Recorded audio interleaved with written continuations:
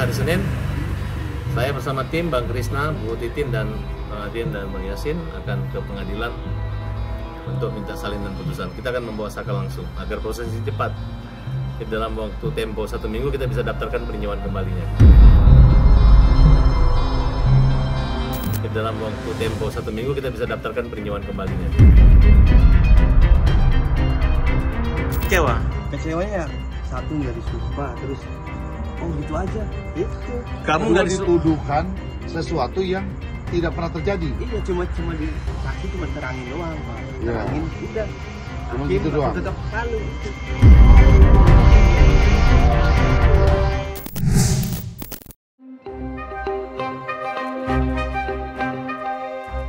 Kasus tewasnya Vina dan Eki masih menyedot perhatian masyarakat hingga sampai saat ini. Bagaimana tidak, dalang utama dari aksi tersebut saja masih menjadi sebuah teka-teki. Walaupun aparat kepolisian telah berhasil mengamankan seorang terduga pelaku bernama Peggy, keluarga almarhumah Vina masih terus berjuang mencari keadilan tanpa berhenti. Namun, di lain sisi, perjuangan mengais keadilan nampak tengah diupayakan pula oleh Saka Tatal, salah satu terdakwa kasus Vina yang masih teguh menyebut dirinya sebagai korban salah tangkap. Terbaru, Saka yang kini telah dibentengi Farhad Abbas serta Krisna Murti dikabarkan sedang mengumpulkan setumpuk bukti-bukti untuk menguatkan klaimnya. Tak tanggung-tanggung, tim kuasa hukum Saka Tatal bahkan terjun langsung ke kota Cirebon beberapa hari yang lalu guna melakukan investigasi yang mendalam. Lantas, seperti apakah upaya yang kini tengah dilakukan oleh Farhad Abbas dan Krisna Murti? Seperti apa pula agenda yang akan dijalani Saka beserta tim kuasa hukumnya hari ini? Kita berkumpul hari ini dengan tim pembela Saka. Rencana besok kita mau ada kunjungan ke pengadilan, mengambil putusan ya begitu ya, mengambil putusan dan putusan kasasi dan mungkin ke rumah sakit untuk apa? Minta data visum. Iya, minta data visum. Itu rencana kita besok. Rumah sakit Gunung Jati dan Rumah sakit Gunung Jati. Ya kalau persiapan sih kan saya juga kan tidak mau blunder seperti dulu ya. Saya dari tingkat pengadilan negeri, kemudian sampai ke pengadilan tinggi sebagai kasasi, tetapi kan upaya yang sudah dilakukan itu tidak membuahkan hasil. Kenapa sekarang harus digodok lebih dalam? Karena saya juga nggak mau ambiar seperti yang sudah-sudah, seperti di 2016-2017. Perlu dipahami di pasal 28, peninjauan kembali itu adalah kita harus menemukan bukti material yang visible. Jadi peninjauan kembali itu tidak sangat kita pertimbangkan, ini mudah, tidak, karena upayanya luar biasa. Jadi salah satu syarat terberat untuk peninjauan kembali itu adalah kita harus membantah, kita harus menggugurkan, bahkan kita harus melenyapkan alibi-alibi yang sudah terjadi keseluruhan, bukan separuh ya. Jadi keseluruhan argumentasi hukum yang sudah terjadi dalam proses persidangan mencapai inkrah itu kita harus batalkan. Kami minta keadilan seadil-adilnya mungkin. Bahwasanya yang benar mana dan yang salah mana, biar semuanya itu terbuka. Di hari Senin, saya bersama tim Bang Krisna, Bu Titin, dan Dian dan Bang Yasin akan ke pengadilan untuk minta salinan putusan. Kita akan membawa Saka langsung agar proses ini cepat. Dalam waktu tempo 1 minggu kita bisa daftarkan peninjauan kembalinya. Artinya kami mesti baca dulu putusan kasasinya, salinan putusan kasasinya. Ya kan, artinya pertimbangannya apa, bagaimana dan bagaimana. Kami semenjak dari pegang Saka bertanggung jawab sepenuhnya atas diri Saka. Artinya kayak seperti kemarin kita mencarikan pekerjaan untuk Saka, seperti komitmen kami bahwa Saka sudah bekerja, kita sudah carikan pekerjaan Saka. Jadi jangan bilang mau koar-koar doang. Kita bukan tidak berkoar-koar, tapi memang kita berani. Faktanya kita punya bukti-bukti untuk kita PK. Oke? Peninjauan kembali itu adalah hak konstitusional, ya. Yang jadi pertanyaan, kenapa Saka sudah bebas dan sudah menghirup udara segar, kita sebagai penasihat hukumnya mau melakukan itu.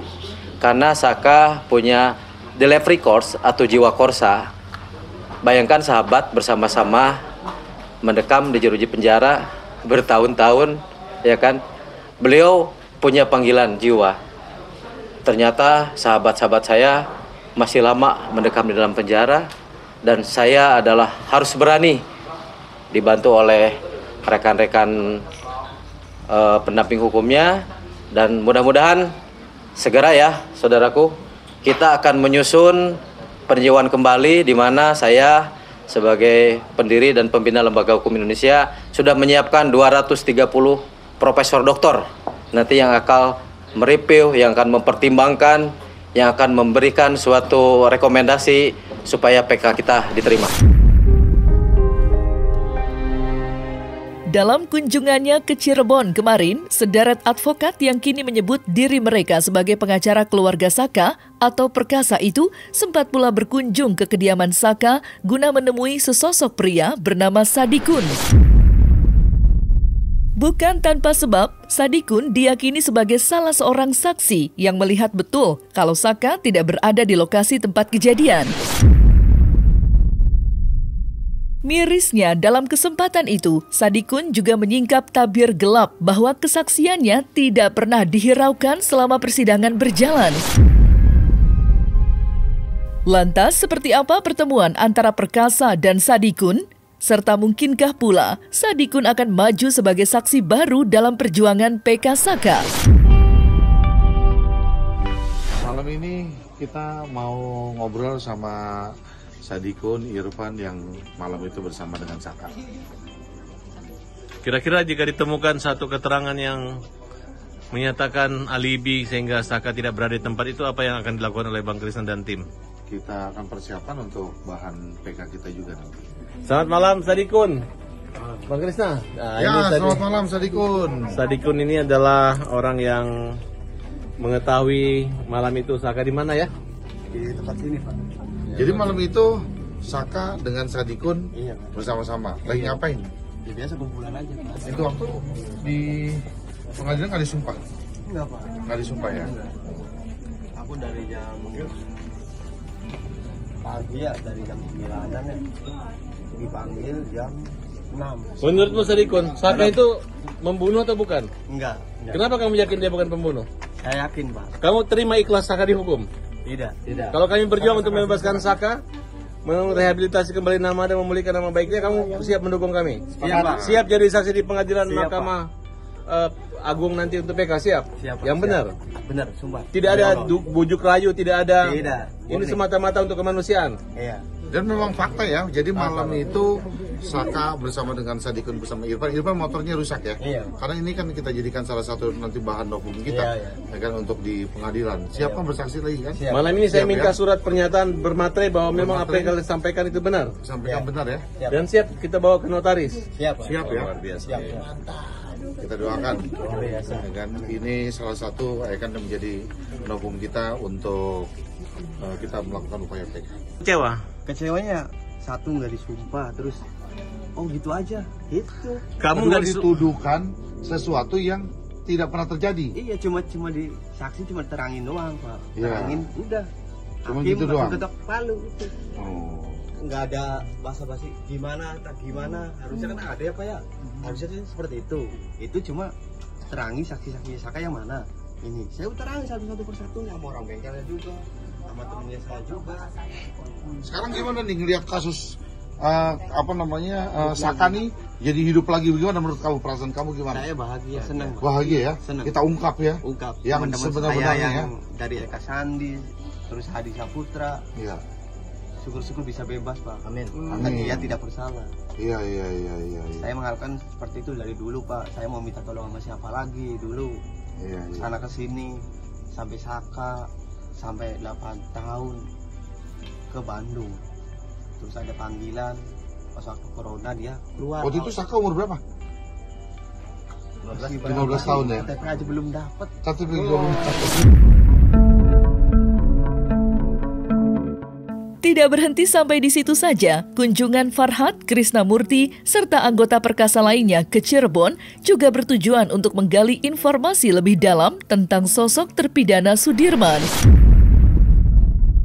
Pasalnya, kesaksian yang diberikan Sudirman pada BAP tahun 2016 kemarin diduga merupakan keterangan yang memberatkan Saka Tatal, sehingga ia harus ikut terseret dan dikenai hukuman penjara sampai 8 tahun lamanya. Menariknya, Farhad Abbas juga sempat menegaskan kalau Sudirman bukanlah satu-satunya pemberi kesaksian yang memberatkan Saka Tatal. Lantas, bagaimanakah sosok terpidana Sudirman di mata warga sekitar? Serta seperti apakah pula kecurigaan dan kritik Farhad Abbas dan tim terkait kesaksian terpidana Sudirman? Karena ada beberapa juga yang akan kita kritik kesaksian-kesaksian yang memberatkan Saka Tatal. Nah, jadi termasuk diantaranya Sudirman. Sudirman ini adalah orang yang menurut Saka adalah yang menjerumuskan dia sehingga dia terpaksa harus mengakui walaupun dengan kondisi dengan tekanan mental dan tekanan fisik. Nah, jadi kalau dengar saksi Sudirman sudah mau mencabut kesaksian dia, ya berarti kan itu keuntungan buat Saka. Nah, kalau masalah mereka nanti ada kaitan dengan apa, ternyata polisi bisa membuktikan, itu urusan mereka. Aku mau nanya sama kamu nih. Ya. Kamu kenal Sudirman? Kenal, Pak. Siapa Sudirman itu? Adiknya si Beben. Kenapa Sudirman sejahat itu menjerumuskan kalian semua? Saya tidak mungkin, Pak. Dia orangnya, soalnya kan masih anak-anak ya. Pikirannya juga kurang apa, sama masyarakat tuh nggak terlalu dekat, nggak berbaur. Iya. Bahasanya disebutnya idiot gitu. Semacam itu ya, seperti itu, Bu. Tapi keterangannya si Sudirman itu menyudutkan Saka. Kenapa tuh kira-kira menurut kamu? Ya tidak, Pak. Karena dia katanya si Sudirman itu disiksa. Oh, Dalam tekanan berarti ya? dalam tekanan. Iya. Sampai saya juga nanya sama si Saka waktu nyebut-nyebut, Iya. apakah kamu benar? Nah, enggak, Pak. Enggak. Kok bisa? Jadi kamu udah mengkonfirmasi itu juga ke si Sudirman? Udah. Waktu kapan ketemu Sudirman? Ya waktu jenguk-jenguk sih, Pak. Jawabannya gimana? Ya seperti itu.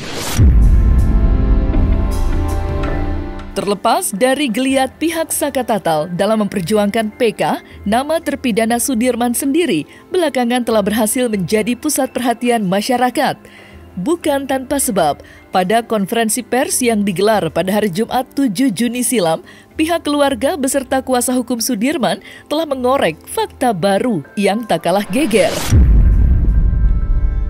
Pasalnya, mereka menyebut kalau pihaknya telah menjadi korban intimidasi dari sekelompok oknum yang diduga aparat berseragam. Sontak saja, Titin Priyalianti selaku kuasa hukum Sudirman lantas meminta bantuan perlindungan kepada Ketua Perhimpunan Advokat Indonesia atau PERADI, yakni Otto Hasibuan. Hal itu pun disambut baik oleh Otto yang siap memberikan bantuan hukum secara cuma-cuma kepada terpidana Sudirman. Lantas, seperti apa curahan hati Titin Priyalianti dan kakak dari Sudirman? Nah, kemudian pada tanggal 23 atau tepatnya mungkin nanti di konferensi kakaknya Sudirman, dia didatangi oleh anggota yang menyatakan dari Polres Cirebon. Nah, untuk menandatangani sesuatu, tapi itu kertas kosong kalau informasi kayak gitu. Sebetulnya berkomunikasi, Bu, ini saya didatangi polisi, suruh tanda tangan gitu. Apa yang tanda tangannya? Nggak ada isinya, Bu. Nah, waktu itu kalau informasi kakak Sudirman, dia sempat merekam, cuman disuruh dihapus rekaman itu. Akhirnya beberapa hari kemudian terjadi lagi hal serupa. Dia sedang berada di tempat kerja, kemudian dia telepon saya, Ibu takut saya, kenapa? Ada polisi katanya dari Polda datang membawa saya ke Polda. Alasannya Sudirman kangen. Terus apalagi yang dilakukan? Ya saya suruh mencabut kuasa dari Ibu gitu. Ya waktu itu bilangnya saya sama keluarga saya harus ketemu sama keluarga sama si Sudirman. Nah, itu bilang mau ada cabut kuasa. Akhirnya waktu itu karena keluarga kakaknya Sudirman juga nggak mau diajak ke Polda karena tanpa surat apapun, akhirnya kamu maksudnya mau nggak, kalau kamu mau berangkat aja bersama mereka. Nggak mau, Bu, saya takut gitu. Saya sempat waktu itu, ya sudahlah, kan sekarang Mas Sudirman sudah ada di dalam, masa sih ada korban lain yang gitu. Saya ngomongnya gitu. Akhirnya dengan berbagai cara kakaknya Sudirman itu sampai lari dari kantornya kalau informasi dia sih sempat dikejar. Cuman waktu itu saya memang sudah minta tolong beberapa media yang kebetulan ada di Cirebon. Saya minta tolonglah di tempat kerja kakaknya Sudirman, tolong dipantau karena mau dibawa ke Polda, intimidasi. Nah, berdasarkan intimidasi itulah, karena walaupun yang diintimidasi kakaknya Sudirman, karena kan itu bukan sekali dua kali nih, ada peristiwa lagi yang tetap didatangin. Mengganggunya kan ke saya, gitu. Apalagi dengan ada bahasa harus mencabut kuasa. Akhirnya dengan dasar itulah saya melaporkan diri ke DPN Pradi, di mana saya bernaung di bawah kepemimpinan Bapak Otto Hasibuan. Ya terus terang aja kami DPN Pradi merasa prihatin ya.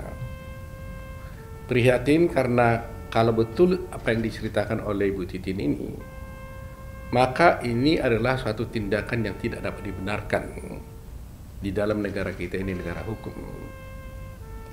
Ya, karena biar bagaimanapun advokat itu haruslah bebas dan mandiri dan bebas dari rasa ketakutan, bebas dari tekanan, intimidasi siapapun dalam menjalankan tugasnya.